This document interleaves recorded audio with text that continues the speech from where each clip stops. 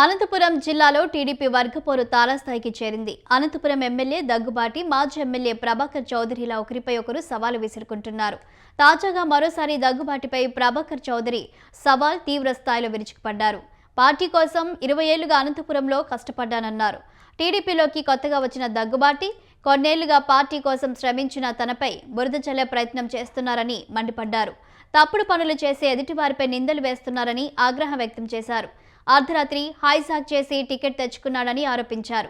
చంద్రబాబు ఆదేశానుసారంగా ఇచ్చిన మాట కోసం అనంతపురం సీటు నుంచి తప్పుకున్నట్లు చెప్పారు.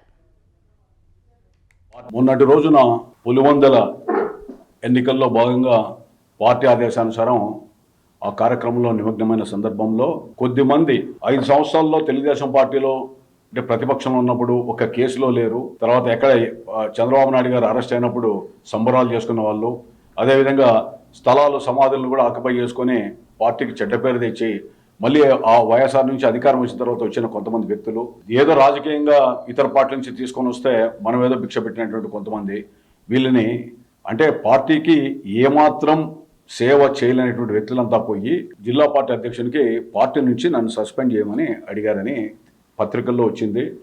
వీళ్ళు కూడా యూట్యూబ్లోనూ దాంట్లో కూడా అడిగినట్లా చెప్తా ఉన్నారు. గౌరవనీయులైన అనంతపురంలో ఉన్నటువంటి గౌరవ శాసనసభ్యులు గారి యొక్క నేతృత్వంలో చేశారంట. పాపం ఆయన చెప్తున్నాడు నాకు కూడా సంబంధం లేదని. పార్టీ క్రమశిక్షణ గురించి మాట్లాడేటువంటి వ్యక్తి పార్టీ నియమ నిబంధనలకు ఎవడైనా అద్దులే అని చెప్పేటువంటి పరిస్థితుల్లో ఒక పార్టీలో జాతీయ ప్రధాన కార్యదర్శిగా 10 ఏళ్ళు నియోజకవర్గ ఇన్ఛార్జ్గా ఉన్నా, ఒక మున్సిపల్ చైర్మన్గా ఉన్నా, ఎమ్మెల్యేగా ఉన్నా, అంటే 20 సంవత్సరాలు అనంతపురంలో పార్టీ కోసం కష్టపడేది ఒక ఎత్తు అయితే 5 సంవత్సరాలు జగన్మోహన్ రెడ్డి గారు ముఖ్యమంత్రిగా ఉన్నటువంటి ప్రభుత్వంలో పోరాటంతో అనేక కేసులు పెట్టుకుని